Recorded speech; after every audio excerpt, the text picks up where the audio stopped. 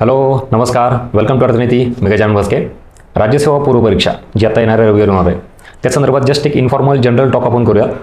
कुठलाही विषय, subject, content, concept असं काहीही या व्हिडिओमध्ये नसणार आहे. म्हणजे काय वाचा, काय वाचू नका वगैरे ते सगळं सांगून झाले भरपूर वेळा. आता मात्र अभ्यासाच्या व्यतिरिक्त, कंटेंटच्या व्यतिरिक्त असं काहीतरी आहे जे विद्यार्थी तिथं लक्ष देणं गरजेचं आहे किंवा दुर्लक्ष करतात. बघा, स्ट्रॉंग अभ्यास असणे, एखाद्या सब्जेक्टवर कमांड असणे ही झाली एक बाजू. At the same time strong mindset असणं ही दुसरी बाजू. आणि ह्या दोन्ही गोष्टी परीक्षेला लागतात बरं का. म्हणजे फक्त आपण अभ्यास खूपच चांगला केला आहे, पण मग अभ्यास चांगला करू नये बऱ्याच वेळा कॉन्फिडन्स तेवढा नसतो. का बरं? बरोबर ना. आपण थोडं एक नकारात्मकता वगैरे आलेली असती, मग त्याचं काय रिझन आहे? मग तेच सांगतोय की तुम्हाला अभ्यासासोबत आता त्या गोष्टीला कसं डील करायचं याच्यावर तुम्ही लक्ष दिलं पाहिजे. आणि इथं दुर्लक्ष केल्यामुळं होतं काय की जी निगेटिव्हिटी, जी थोडी भीती आहे ती मनात घर करते आणि त्याच्यामुळे केलेला अभ्यास, स्ट्रॉंग जो सब्जेक्ट होता तो हळूहळू कुठंतरी भीती निर्माण करणारा होतो. म्हणजे आपणच केलेल्या अभ्यासावर आपला ट्रस्ट राहत नाही because of negativity, low confidence. आणि मग हे जे फॅक्टर आहेत ना हे बाहेर आले पाहिजे आणि याच्यावर चर्चा होऊन त्याच्यावर काहीतरी सोल्युशन शोधलं पाहिजे. नाहीतर त्याला दुर्लक्ष केलं, लक्षात घ्या, फिअर ही प्रत्येक वेळेला चुकीचीच असते, नकारात्मक असते असं नाही. फिअर तुम्हाला काय करते, ती एक नॅचरल फिलिंग आहे, ती आपण कशी डील केली पाहिजे हे आपल्याला जमलं पाहिजे. नाही तर काय होतं, त्याच भीतीला आपण दुर्लक्ष करतो. नाही नाही नकोच, निगेटिव्हिटी नाही, विचारच नाही करायचा, असं नका करू. म्हणजे इथं एक तुम्हाला कोट दिसत असेल, काय बघा, success isn't given, it's earn through hard work, a strong mindset and काय रिफ्युजल टू गिव्ह अप. म्हणजे याच्यातले काय काय गोष्टी घटक आहेत बघा. एक तर हार्डवर्क लागतं, जे तुम्ही आत्तापर्यंत केला, अभ्यास लागतो. At the same time strong mindset is very important. आणि बाकी नेव्हर गिव्ह अप ज्याला आपण म्हणतो ते तर प्रयत्न तुम्ही करतायत म्हणून ते हे अटेम्प्टला आलेलं आहे. ह्याच्यातला सगळ्यात इम्पॉर्टंट पॉईंट आहे स्ट्रॉंग माइंडसेट. आणि हा स्ट्रॉंग माइंडसेट तुमचा कधी येईल, जेव्हा तुम्ही ही आत्ता जी परिस्थिती आहे, जी फिअर आहे, एन्झायटी आहे, तिला दुर्लक्ष न करता ॲक्सेप्ट कराल. हा विचित्र वेगळा प्रकार वाटेल तुम्हाला, पण लक्षात घ्या, आत्ता जी भीती निर्माण झाली आहे अभ्यास करून, ही भीती आधी पहिल्यांदा ॲक्सेप्ट करा. ही नॅचरल फिलिंग आहे. हिला तुम्ही जेवढं दाबाल, जेवढं दुर्लक्ष कराल, तेवढं ती पुन्हा अजून बाहेर येईल वेगाने. त्यामुळं ह्याला डील कसं करायचं आहे हे तुमच्या पद्धतीनं तुम्ही ते काय म्हणतो त्याला विचार करणं गरजेचं आहे. नाहीतर जेवढं दुर्लक्ष कराल तेवढं ती बाहेर येईल. पहिला मुद्दा. दुसरा एक महत्त्वाचा पॉईंट सांगतो. आत्तापर्यंत तुमचे किती वर्ष याला तुम्ही दिलात वगैरे, काय पणाला लागलेलं असतं, आई वडील फॅमिली सगळी वाट बघितलेली असते की आता मुलगा मुलगी रिझल्ट काढेल. हा सगळ्या गोष्टी ज्या आहेत ना तुम्हाला प्रेशर क्रिएट करणारा भाग आहे. बरं, आता हे सुद्धा परत चुकीचं आहे, घरच्यांना आपण सांगू शकत नाहीत, होप आहेत आणि प्रत्येकाला असणारच आहे ना. पण या सगळ्या गोष्टीला डील करण्यासाठी आपण थोडं आपल्या माइंडला ट्रेन करणं गरजेचं आहे, ते पण पॉझिटिव्ह अँगलनी. एक एक्झाम्पल देतो. तुम्हाला वाटत असेल ना सर मी एवढी खूप तयारी केली आहे, मला प्रेशर येतं आहे, निगेटिव्हिटी, दडपण येतं आहे. तर जगातला कुठलाही व्यक्ती घ्या किंवा कुठलीही मोठी संस्था घ्या. मी फॉर एक्झाम्पल इस्रो देतो तुम्हाला. इस्रोचे एवढे मोठे सायंटिस्ट, तज्ज्ञ, एक्सपर्ट, विचार करा, नासा, इस्रो, कुठली संस्था घ्या, असं असूनही ते एखादा मोठा प्रोजेक्ट तयार करतात, एखादं मिशन तयार करतात, काय मंगळावर चंद्रावर कुठं जाण्यासाठी यान, आणि ते लॉन्चिंगच्या अगोदर सगळी तयारी असून सुद्धा परत सेम त्यांच्या मनात धाकधूक असते, भीती असतेच. का बरं? आता ते एवढा टॉप लेवलचे सायंटिस्ट आहे, वर्ल्ड लेवलचे सायंटिस्ट, एक्सपर्ट, नॉलेज आहे, तरीही धाकधूक, भीती असतेच. सो एक्झॅक्टली मला तेच सांगायचं आहे. जर या लोकांना असेल तर मग आपण तर फार साधे घटक आहोत, आपल्याला असणारच आहे. सो एक्सेप्ट इट, पहिली गोष्ट. दुसरी, तुम्ही इंटरनॅशनल लेवलचे कुठलेही प्लेयर बघा, कुठलेही क्रिकेटचेच घ्या किंवा अजून फुटबॉलचे घ्या, कुठलेही, सेम ते सुद्धा इतके वर्ष तयारी करून, मोठे मोठे मॅचेस जिंकून, ट्रॉफ्या घेऊन, तरीसुद्धा आता जर समजा एखादा मॅच असेल तरीही त्यांनाही थोडंफार डिप्रेशन असतंच किंवा प्रेशर असतं, टेन्शन असतंच. बघा, प्रमाण कमी जास्त असेल, पण ह्याचा अर्थ काय, मग ते कसे सक्सेस ठरतात तर ते डील करायला शिकतात, त्याला ते दुर्लक्ष करत नाहीत. म्हणजेच ही नॅचरल फिलिंग आहे, तुम्हालाही सगळ्यालाच असणार आहे. अभ्यास कमी जास्त हा प्रत्येकाचा थोडाफार 19-20 असू शकतो, पण तुम्हीही मेहनत घेतली, अभ्यास केलाय, त्यामुळं तुम्हाला टेन्शन, प्रेशर येणं साहजिक आहे. सो एक्सेप्ट इट, ही पहिली अवस्था आहे. बघा, तुम्ही फरक जाणवतो. फक्त मग आता आपला स्वतःचा एक वेगळा काय स्वभाव असतो, त्याला डील कसं करायचं हे तुम्ही बघा. म्हणजे कोणाला काय मग थोडं मोटिवेशन, काय कुठलं व्हिडिओ क्लिप काय बघणे, कोणाशी बोलणे, मित्र मैत्रिणी, आई वडील, जे काय असेल तुमचा, तुम्ही तो मार्ग फाइंड आउट करा की ज्या मार्फत तुम्ही या फिअरला, टेन्शनला, या निगेटिव्हिटीला डील कराल. त्यामुळे ह्याच्याकडे दुर्लक्ष नका करू. ओके, पहिला मुद्दा. आता अजून एक, ज्यांनी भरपूर अटेम्प्ट दिलेले आहेत तर त्यांना हे असं दिसत असेल, सर मी याच्या आधी खूप वेळा नापास झालो, खूप प्रिलिम दिल्या, काही जणांनी मेन्स दिली, परत प्रिलिम नापास वगैरे, काय जे असेल ते. तर तुम्ही असं डोक्यावर ओझं घेऊन बसलात का? Yes or no? फेलरचं तर प्रत्येकाचं फेलियरचं ओझं असेल असं नाही, काही जण नवीन असतील एकदमच, 1-2 अटेम्प्ट दिले असतील, तर समाजाचं प्रेशर, त्यांचं एजचं प्रेशर आहे, मुलींना अजून काही घरचं सोशल प्रेशर आहे, राईट. पण आहेच तुमच्या डोक्यावर ओझं आहेच कुठल्या ना कुठल्या वेगळ्या स्वरूपाचं. आता याच प्रेशरला, या निगेटिव्हिटीला, या फेलियरला तुम्ही कसं घेता, हे त्याच्यावर पाय देऊन आपल्याला पुढे जाता येईल का, याचा वापर चांगल्या पद्धतीने करता येईल का. जर जुने विद्यार्थी असाल, अपयश आलेलं असेल, तर त्या अपयशातून तुम्ही काय घेतलात इज व्हेरी इम्पॉर्टंट. मागच्या वेळेस काय चुका झाल्या यावेळेस होऊ देणार नाही. मागच्या वेळेस काय रिझन होतं ते प्रत्येक वेळेला हे रिझन तिथं तुम्हाला कारणीभूत असेल असंही नाही. त्यामुळे काहीतरी त्यातून वे काढायचा प्रयत्न करा आणि फक्त एक ब्लँक पेपर घ्या, शांतपणे या सगळ्या गोष्टीला, जे इथं मी म्हणतो ना, हे इथं हा वाला प्रकार, फिअर, टेन्शन, ह्याला डील कसं करायचं हे तुम्ही तुमच्या पद्धतीनं एकदा फक्त मी म्हणतोय म्हणून थोडा वेळ द्या, बघा मार्ग निघते का नाही. आणि अजून एक महत्त्वाचा पार्ट येतो या सगळ्या गोष्टीतून. हां बघा, स्टडी म्हणजे परीक्षेला पास होण्यासाठी 2 गोष्टी लागतात.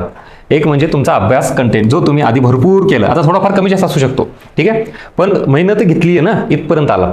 दुसरा महत्त्वाचा फॅक्टर येतो at the same time positivity आणि कॉन्फिडन्स. मग आता शेवटच्या टप्प्यात परत फक्त याच्यावर फोकस करायचा का, हे सोडायचंच नाही, अभ्यास तर लागतोच. पण माझं असं म्हणणं, या व्हिडिओचा माझा मेन पर्पज हा आहे की तुमच्यापैकी बरेच विद्यार्थी इकडे दुर्लक्ष करतात. बरं, आता परत तोच मुद्दा तसं माझ्यासाठी काय करायचं ते सांगतो. Individually it's your personal call. तुम्हाला तुमच्या पद्धतीनं स्वतःला कसं मोटिवेट करता येईल हे तुम्ही ठरवा. मग तेच परत मित्र मैत्रिणी, कोण, आई वडील, भाऊ बहीण, प्रत्येकाचा वेगळा सोर्स आहे मोटिवेशनचा, तो सोर्स वापरा. किंवा स्वतःलाच वाटत असेल काही गोष्टी पुस्तक वाचल्यानंतर, अजून काही असेल, व्हॉट एव्हर, पण याच्यावर काम करा, मला हे सांगायचं. याच्यातून होतं काय, हा सगळा प्रकार ज्यावेळेला आपण म्हणतो ना पॉझिटिव्हिटी, ट्रस्ट, बघा लक्षात घ्या, या 2 तासामध्ये जे 100 प्रश्न डील करायचे, ह्या 100 प्रश्नाला तुमचा जो अभ्यास आहे हा तर कामाला येतोच, ॲट द सेम टाइम तुम्ही याच्याकडे किती पॉझिटिव्ह माइंडसेटनी बघता हेही मॅटर करतं.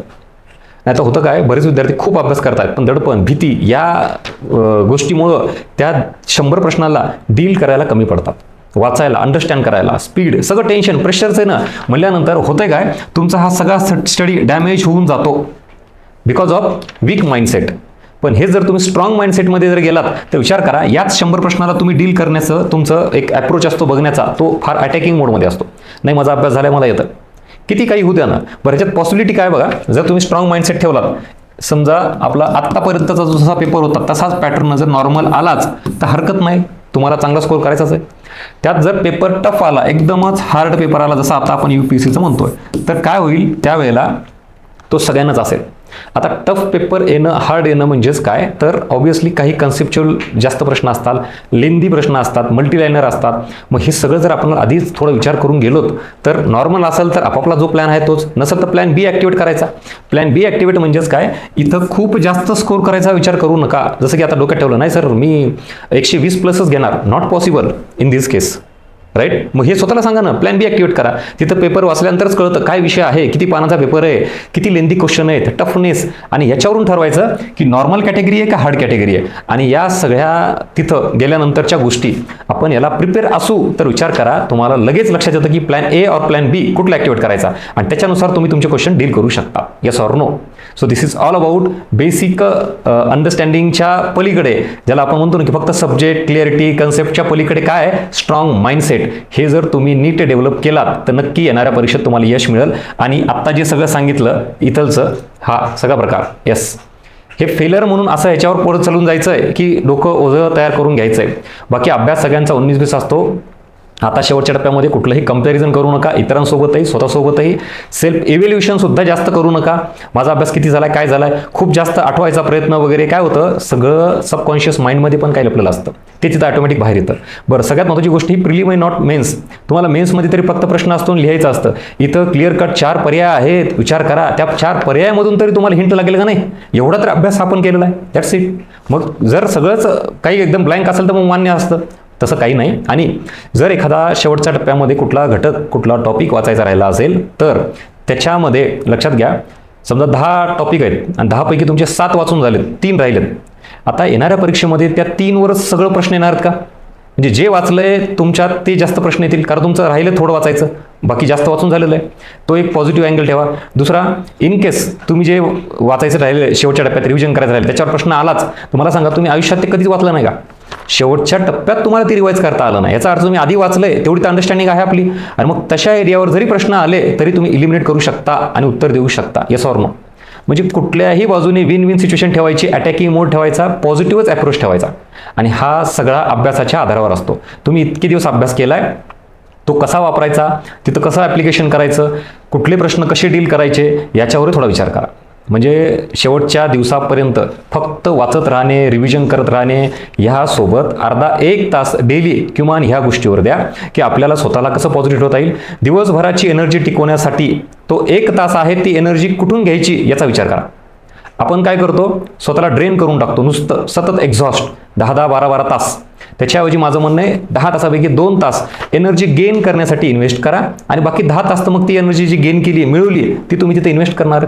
कळालं? सो हा शेवटचा टप्पा आहे. परीक्षेच्या आदल्या दिवशीपर्यंत तुम्हाला ह्या सगळ्या गोष्टी कशा डील करायच्यात, काय करायच्यात याच्यावर विचार करायचा. निगेटिव्हिटी, दडपण ज्या वेळेला येतं त्याला डील कसं करायचं हे करायचं, दुर्लक्ष करू नका.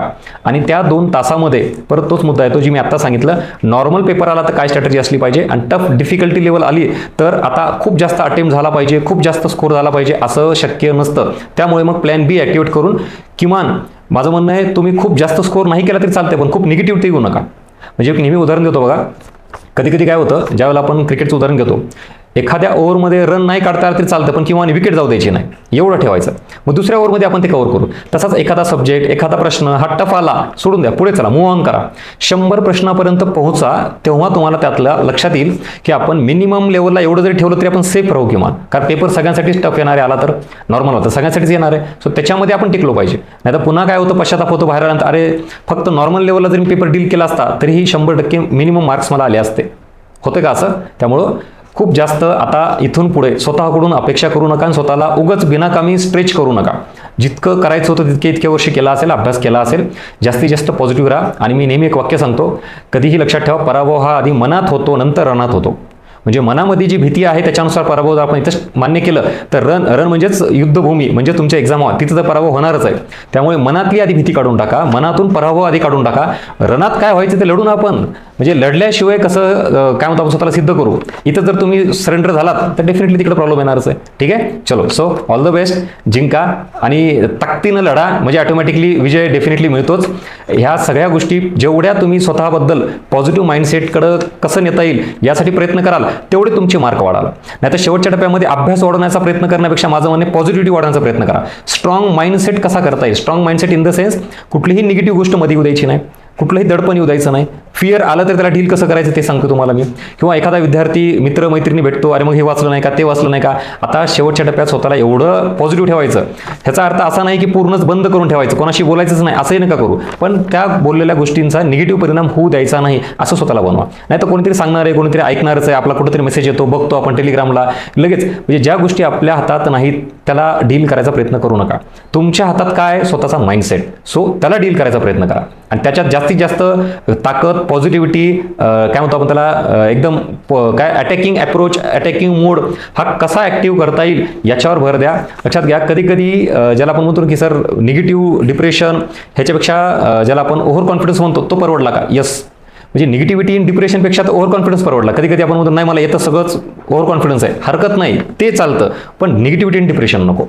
ठीक आहे, so this is all about राज्यसेवा पूर्व परीक्षा एक्झाम हॉल माइंडसेट जो तुम्हाला मी द्यायचा प्रयत्न केलेला आहे. होप सो तुम्हाला हे बेनिफिट ठरेल. तुमच्या कमेंट फीडबॅकमध्ये नक्की मेन्शन करा. व्हिडिओ आवडला तर लाईक करा.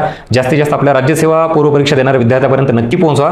नाहीतर काय होतं की कंटेंटबद्दल, सब्जेक्टबद्दल बोलणारे भरपूर असतात, पण हा जो शेवटचा टप्पा आहे ॲक्च्युली तो माइंडसेटबद्दल बोलला पाहिजे, आणि मला वाटतं याची कमतरता फार आहे आपल्या सगळ्या याच्यामध्ये. म्हणून मी याच्याकडे लक्ष देण्यासाठी हा व्हिडिओ बनवला आहे. त्यामुळे आवडलं तर नक्की लाईक करा आणि तुमची फीडबॅक मेन्शन करा. Thank you so much.